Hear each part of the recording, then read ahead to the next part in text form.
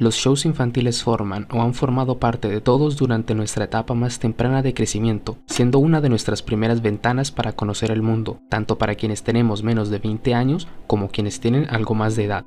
Todos tenemos algún show que nos marcó por alguna razón, una canción, algún personaje, alguna idea o concepto, o simplemente por su estilo visual. Pero, si retrocedemos algunas décadas y observamos diferentes rincones del mundo, podremos encontrarnos con shows llamativos, por llamarlos de alguna forma. Shows que vistos por primera vez resultan muy complicados de describir.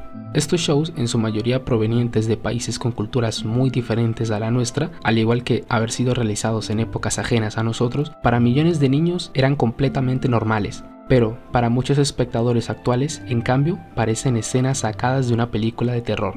Ninguno de estos programas tenía la intención de inquietar a su público. Al contrario, al igual que cualquier show infantil, buscaba entretener, enseñar modales, historia y hacer pasar un buen rato a quien lo estuviese viendo. Aunque claro, no siempre era este el resultado. Marionetas inquietantes, decoraciones extrañas, silencios sepulcrales casi constantes, todo esto sumado con una estética antigua, hacía que algunos niños que tuvieron el infortunio de ver estos shows acabasen recordándolos como una experiencia inquietante, por decir poco.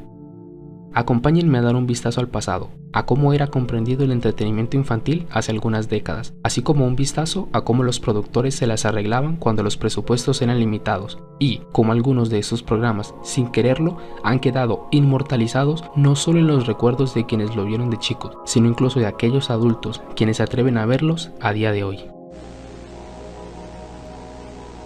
En 1979, en el Reino Unido, la BBC estrenó un programa llamado Jigsaw, un programa enfocado a la enseñanza y aprendizaje para los niños a través de acertijos, como se puede deducir obviamente por su nombre. Creado y dirigido por Cliff Doyle, el objetivo era que los chicos intentasen adivinar una palabra nueva cada semana usando imágenes, puzzles y demás acertijos. El programa fue muy bien valorado en su momento, tanto por los chicos como por los más adultos, ya que combinaba acertijos con canciones, sketches cómicos y demás cosas para estimular el aprendizaje de los más pequeños. Contó con 50 episodios repartidos entre 6 temporadas, lo que nos da indicios de la alta popularidad que llegó a tener. El show contaba con 3 personajes principales, Adrian Hadley y Janet Ellis como presentadores junto a Jig, una pieza de rompecabezas de color naranja, quien también aportaba pistas a la audiencia para que lograsen adivinar la Jig Word de la semana.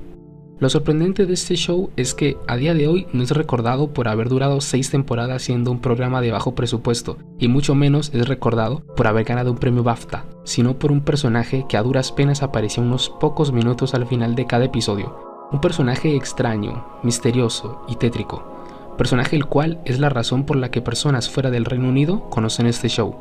Me estoy refiriendo a Nocibong.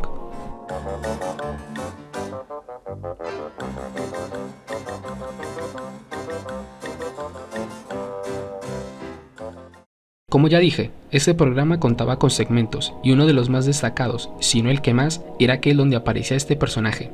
De apariencia inquietante y personalidad extraña, Nocibong, conocido más tarde como Mr. Nocibong, estaba vestido con un traje y pantalones oscuros, pero de lejos lo más destacable de este personaje era su máscara, con una nariz de gran extensión, al igual que una sonrisa tan antinatural que incomoda. Lo mismo se podría decir de sus ojos, los cuales eran completamente circulares con una vista que parece estar perdida en la nada. Nocibong no hablaba, se comunicaba con la audiencia a través de acciones o gestos como un mimo. No hacía mayor cosa, simplemente aparecía al final de cada episodio en lugares públicos buscando objetos cuyos nombres empezasen con según qué letras para ayudar a la audiencia a encontrar la Jig Word semanal. No hacía nada malo, no buscaba incomodar o dar miedo, pero su diseño lo lograba hacer de forma muy natural. Más aún, sus segmentos estaban acompañados con música de fondo, que solía ser de tipo circense o infantil. También, en algunos casos, cuando Nocibong aparecía en pantalla, era puesto en cámara rápida, lo que daba una sensación de extrañeza y surrealismo al personaje. Aquí quiero hacer un pequeño paréntesis para desmentir una leyenda que circula por internet desde hace años, y es que algunas personas creen que originalmente el personaje de Nocibong era interpretado por una persona de la cual no sabemos nada, ni cómo era su rostro o su nombre. Según la leyenda, quien interpretaba a Nocibong era una persona de conductas extrañas, el cual acabaría siendo despedido en algún punto para ser reemplazado por el mismo presentador Adrian Hadley, quien interpretaría desde entonces a Nocibong. Pues bien, esta leyenda es completamente falsa. El personaje de Nocibong, desde el primer momento de su aparición, fue interpretado por el presentador Adrian Hadley. El programa finalizó su transmisión en el año 1984. Como consecuencia, algunos pensarían que ese sería el final para este siniestro personaje, pero nadie contaba que décadas después, Internet se encargaría de inmortalizarlo. En el año 2008, el comediante y cineasta británico Stuart Ashen subió a su canal de YouTube un video titulado Nosibong Returns, donde aparece el mítico personaje acompañado de su característica banda sonora. Resumiendo mucho, en este video Nosibong acaba invocando al diablo, nuevamente haciendo énfasis en el carácter siniestro y oscuro de este personaje. Tanta fue la relevancia que este personaje empezó a tener en todo internet que en 2025 Mitchell Corrado anunció una serie de horror paródico basada en este personaje.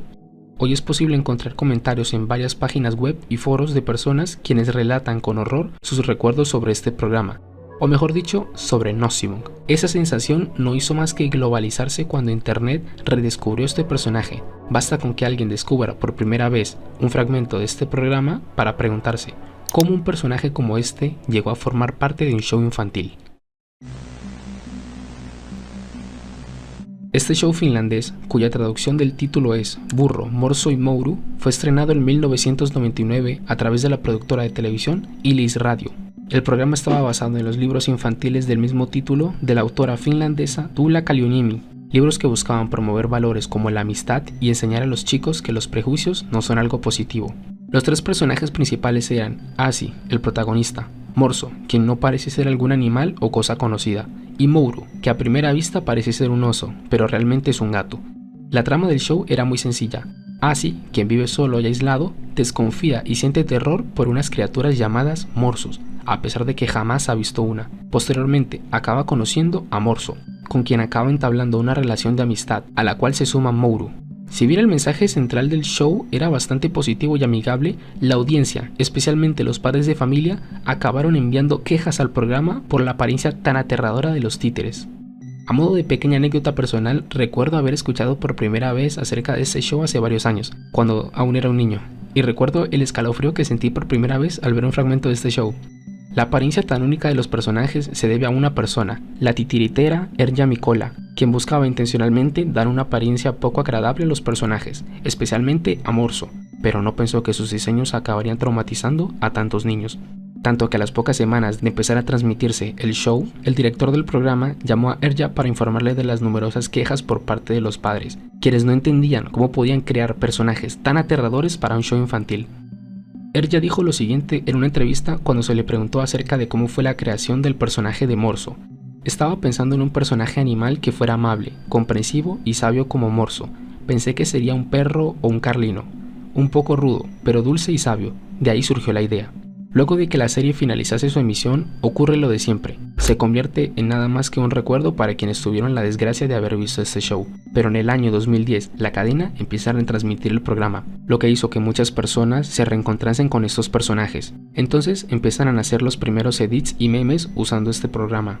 Gracias a internet, este show se empieza a convertir en una especie de icono del terror infantil. Especialmente en foros se empiezan a reunir personas quienes recuerdan con terror los episodios. A su vez, en YouTube se empiezan a subir edits de los episodios del programa con música de films clásicos de terror de fondo.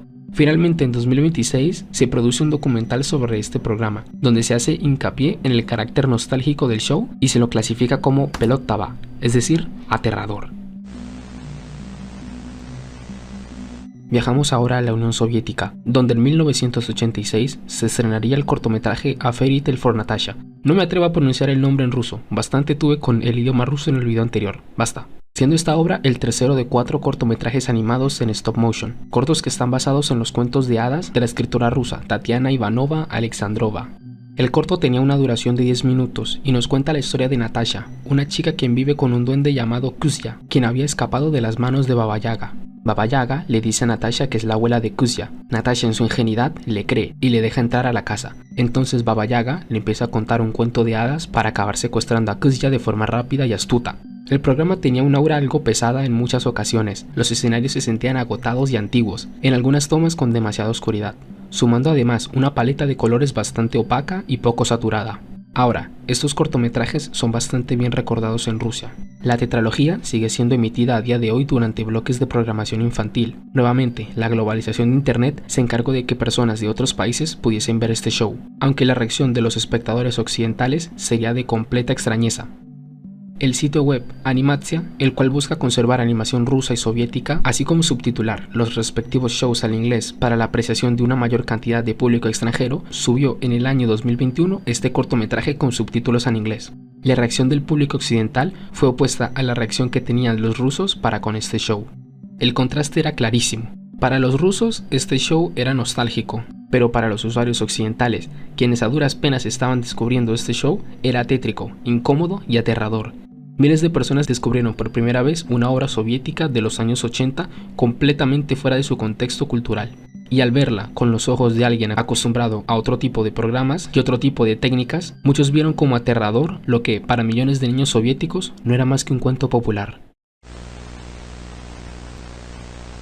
A diferencia de los programas ya mencionados y de otros más famosos como Tomorrow Pioneers o Candle Cove, este show no suele estar presente cuando se habla de programas infantiles extraños. De hecho, he notado que incluso a día de hoy no es muy conocido, pero basta con ver unos pocos segundos de cómo era este show para entender por qué está aquí.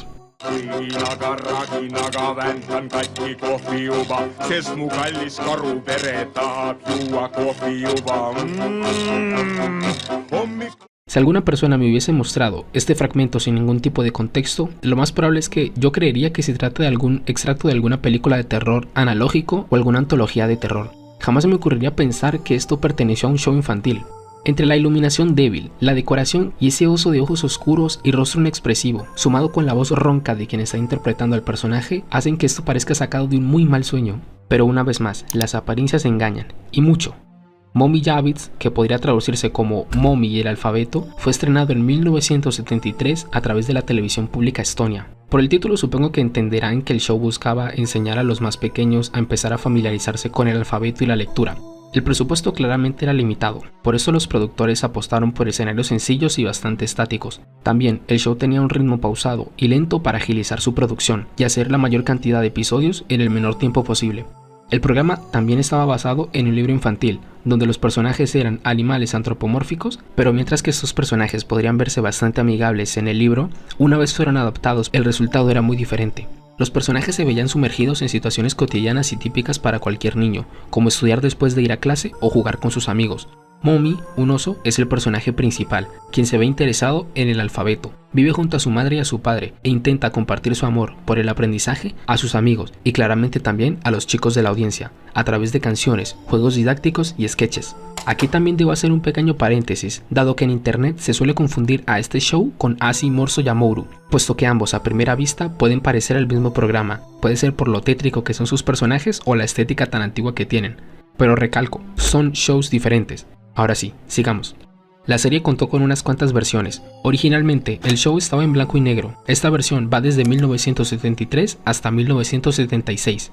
Luego siguió la versión a color, que va desde 1977 hasta 1978. Luego siguió una miniserie estrenada en 1979. Y finalmente, el show volvería a sacar una nueva versión en 1998, con una mayor producción que sería titulada como Mommy Yavits 20 años después. Actualmente las versiones de 1973 y 1979, es decir, la versión en blanco y negro y la miniserie respectivamente, se encuentran completamente perdidas, conservándose solamente fotogramas. La ambientación del show se sentía en muchas ocasiones claustrofóbica, además de su ritmo pausado y lo bizarro que era ver adultos de mucha edad interpretando a personajes quienes no deben tener más de 6 años. Las voces de los actores evidentemente no ayudaban para contrarrestar la sensación de inquietud que se sentía al ver el programa, siendo sus voces notablemente graves y poco infantiles. A pesar de lo aterrador que puede ser este show, nunca alcanzó una notable popularidad en internet a comparación de otros shows. Fuera de Estonia, a duras penas hubo información disponible sobre esta serie. Podría decirse que el programa fue tragado por el tiempo. Para los pocos internautas occidentales quienes se encontraron por primera vez con este show, todo el contexto detrás era claramente desconocido. Se ignora lógicamente la intención educativa bajo la cual se hizo el show. Lo único visible son personas usando disfraces siniestros detrás de un escenario estático con luz tenue. A medida que más nos adentramos en este tipo de shows, más borrosa se vuelve la línea que separa lo infantil de lo aterrador. Ninguno de estos shows fue concebido con la intención de causar terror a los niños, sino que buscaban enseñar y promover valores, pero con el paso del tiempo, la forma en la cual vemos algo puede cambiar. Con la llegada del internet y el acceso de este material a personas de diferentes partes del mundo, hace mucho más visible esta idea. Esos shows en algunos casos podían ser la cosa más normal del mundo, vistos desde su época y bajo su contexto. Pero la percepción que puede tener una persona mucho más joven cuando ve por primera vez un fragmento de estos shows es de rechazo e incomodidad. Extrañamente ahí reside el encanto de estos programas, no por ser perturbadores, sino por funcionar como una cápsula del tiempo, transportándonos a una época donde no había animación digital, donde los presupuestos eran bastante bajos y donde las formas de enseñar y entender el aprendizaje eran muy diferentes a las formas y métodos actuales. Lo inquietante de estos programas no es su mera existencia, sino darnos cuenta de la diferencia tan abismal que hay entre nuestra infancia y la de los chicos británicos, soviéticos, finlandeses y estonios de hace varias décadas. Después de todo, estos shows no cambiaron. Quienes cambiamos fuimos nosotros junto a nuestra forma de entender el mundo.